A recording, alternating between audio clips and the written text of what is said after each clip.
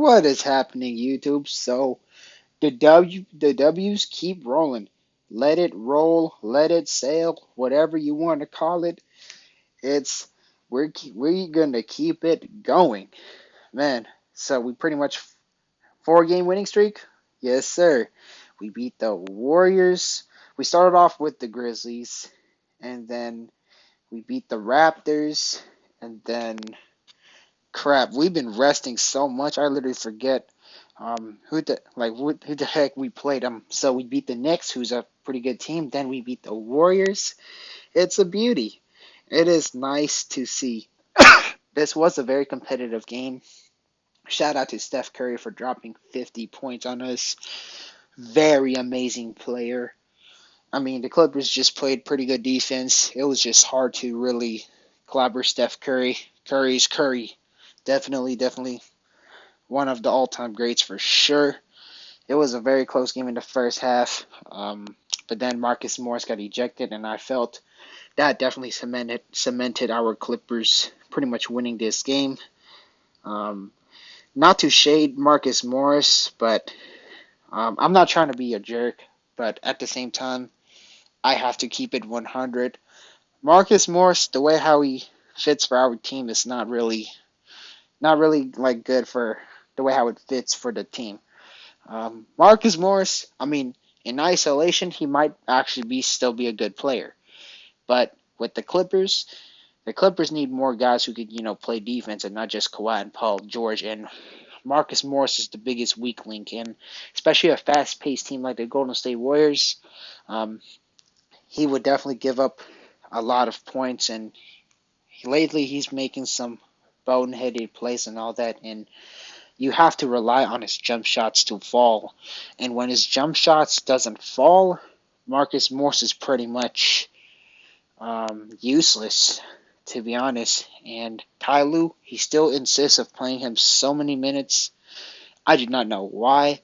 Marcus Morris should only be playing like second and third quarter. Like I said, and more of the minutes should be going to Rocco or Terrence Mann. But anyways, Marcus Morris getting sat on the bench resulted in Ty Lue having no choice but to play Eric Gordon. Eric Gordon, he brought the firepower, and he pretty much helped the Clippers win. So, anyways, let's go player by player. Paul George, 8 for 21. He missed a lot of shots, but he had a solid 24 points, got 7 assists, got a steal, and 2 rebounds, and he controlled his turnover. That's a really good thing to see. And 4 for 9. Shot pretty well from 3. Kawhi Leonard, my guy, with another 30 points, 8 rebounds, and 5 assists. We literally out-rebounded the heck out of the Golden State Warriors. Marcus Morris. Yeah.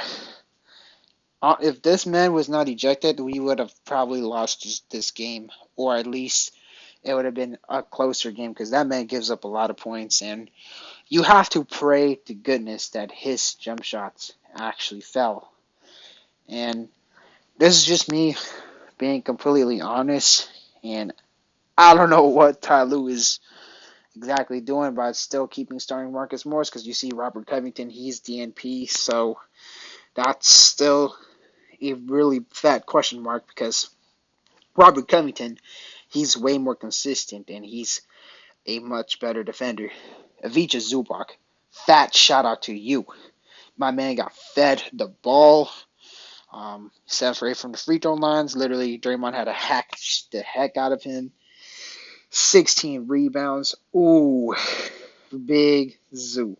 This is why I defend Big Zoo so much. Especially when some people, when Zubac had a bad stretch, a lot of people got on him. I'm like, come on, man. That's our big man. Zubac is him. He's like a big that does his job, gets rebound, and bangs down low. I mean, he's not perfect for guarding outside because he's a big man. What else you want him to do? To assist. He had an insane double-double. Russell Westbrook. Man, a lot of people try to say Russell Westbrook is the reason why we've been losing. Come on now. Come on now. Like, look, I keep it very objective.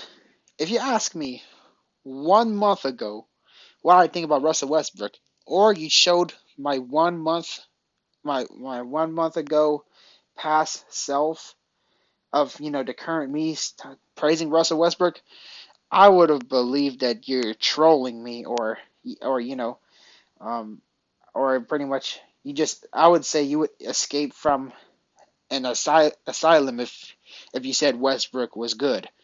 But ever since Russell Westbrook has been a Clipper, he's pretty much doing pretty good. Like that man getting rebounds, man pushing our pace, getting 7 assists, and he didn't even turn the ball over once.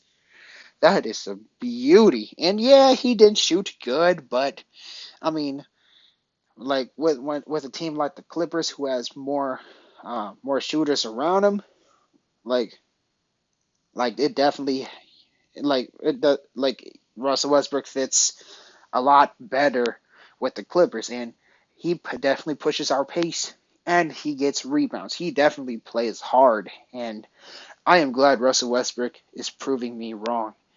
And and people are still trying to say Russell Westbrook's the reason why we lost, and I'll say that's all on Ty Lue for putting the worst rotations ever.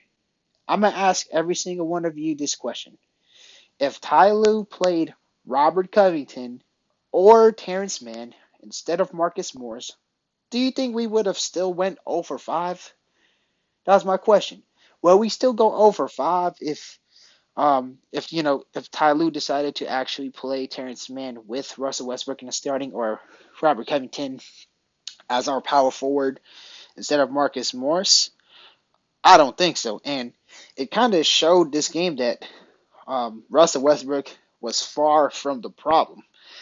None of the Clippers struggle should be going on to Russell Westbrook. And all the past games that Russell Westbrook played with us, the only bad games he had was like probably 1 or 2 game, and that was probably like the game against the Golden State Warriors. But everybody played bad. So man, put some respect to Russell Westbrook name. And I am the furthest from a Russell Westbrook fan, but at the same time, I just keep it brutally honest. And me being honest is saying Russell Westbrook is far from the problem. Russell Westbrook he's playing his heart out, and I don't know what else could I really say to tell y'all that Russell Westbrook is not garbage, because that man got 9 boards, bro, 7 assists, and all the other past games he'd been doing something similar as well too. So I mean, this is not a fluke. He just fits better in the Clipper system, and again, I'm glad that he's proving me wrong. Nico Batum, solid 2 for 5, 50% from three. Solid power forward, 2 steals, 2 assists, and then he fouled a decent amount, but a solid power forward. Mason Plumlee got 5 rebounds. He got some nice lobs, 2 steals, 1 assist. He did get abused on defense a lot of times because it's the Golden State Warriors. They're really high. They are a really high paced team. Um, but we got to back a big. Still very flabbergasted how Diabate never got actual minutes in the beginning of the season or the middle of the season, and especially right now. If y'all wondering how Diabate is playing, that man got a monster double double just like Zubac. That man be getting 19 rebounds and 21 points. Yeah, it's a G League, but I don't care. I mean, he might not be averaging that if he plays in the NBA, but he would definitely still average some solid numbers. And that man plays better defense than Mason Plumlee. Musa Diabate plays better defense than 60% of the bigs in the NBA. I mean, again, I keep it brutally honest. I mean, I have a little bias, but at the same time, I'm mainly objective. I don't just, speak everything out of the blue. Terrence Mann. Terrence Mann, he always does his thing. 60% from the field, 4 rebounds, 3 assists, 17 points. Either Terrence Mann or Robert Covington should start instead of Marcus Morris. I'll just tell you that this man got 4 times the rebound of Marcus Morris, who's supposed to be a power forward. Like, Ty Lue, I don't know what you're doing, brother. I really don't know what you doing. Eric Gordon. Man, Eric Gordon is one interesting player. In the first half, he was pretty much a walking zero. He's just zero, zero, zero. Then the second half, that boy dropped 16 points, 1 assist, 2 steals. That man was hitting threes. Good stuff, Eric. Good stuff. And, in the first half, just a fun fact, um, he was pretty much a triple zero, and I was just messing around with my friend Bucket and Boards over here. He's probably gonna come here and talk his smack to me right now. I was saying, how you feel about Eric Gordon, and then because he's a big Eric Gordon fan, and me, I don't directly dislike Eric Gordon, but I'm gonna just show you a pic. This is the consequences of, um, getting Eric Gordon, and obviously I've been really hard on Eric Gordon specifically because of the pick swap. So take a look. We traded down 11 spots for Eric Gordon. Gordon, um, he's a solid player, but man, 11 spots. That's a lot, brother. That's a lot. And Gordon, shout out to you. That man was cooking, and hopefully Gordon can make me eat my words more. But let me know what y'all think. Would y'all have done this for just for Eric Gordon? I want to hear y'all opinions down below. I'm not trying to, exactly officially bash a player, but obviously, my point of view, I am definitely far from comfortable from saying I would have done that for just Eric Gordon because the Clippers could have had alternatives. You could have probably be playing Amir Coffey. You could have been playing Brandon Boston Jr. or you could be using Bones Highland, and instead of just trading down near like 10 spots, um, you traded from 19th to 30. Like that's definitely a lot. But I want to hear your opinions down below. Also, this is a very good draft class as well too. Um, so that's definitely another bummer. But I think the Clippers would definitely go on a run. So maybe like the pick swap is less embarrassing, but still, it is pretty darn bad to do a pick swap just for especially a 35 years old. I mean, if like on it, like in order for this to actually be like half worth it, that the player we're getting has to be like averaging 20 points per game, and even if Gordon steps it up, like I don't know. I mean, if we like got like a KJ Martin or a Tyree Easton, this would definitely be a bit more defendable because KJ Martin or Tyree Easton, they're both really good players, but of course um, I don't know. Let me know what your thoughts. But I just love the way how the Clippers played in general. We crashed at the last. Um, it was pretty much a pretty good game. And then now let's go to the Warriors. Draymond Green. That boy he was getting hella chippy with us. That man he got a technical foul, so he got suspended for the next game. He almost fouled out, but the refs decided not to foul out. He got a solid 5 rebounds, 5 assists, 8 points. Um, you know, uh, this is typical Draymond Green's number.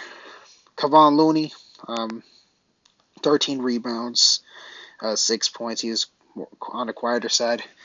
Steph Curry, Wardell Curry, shout out to you. That man dropping an insane 50 points. That boy is, ooh, he a bad boy. He a bad, bad boy. Klay Thompson, 6 for 16, 15 points. Pretty much Curry did all the work, really. Dante DiVincenzo got a decent 10 points, 6 rebounds, 3 assists.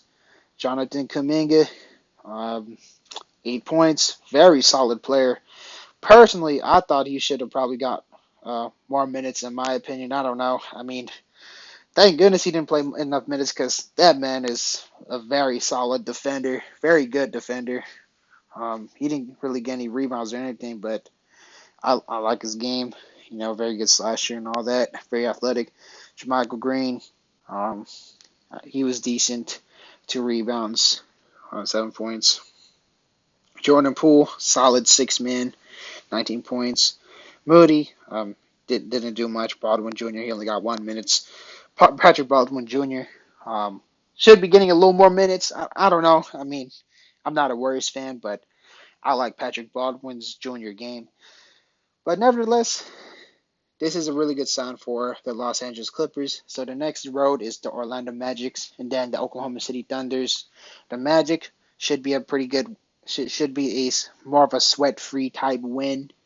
Um, the Thunders, don't underestimate the Thunders. The Thunders they've been on a run lately. They got a really good squad of Shai Gilgeous-Alexander, J Dub, Josh Giddey.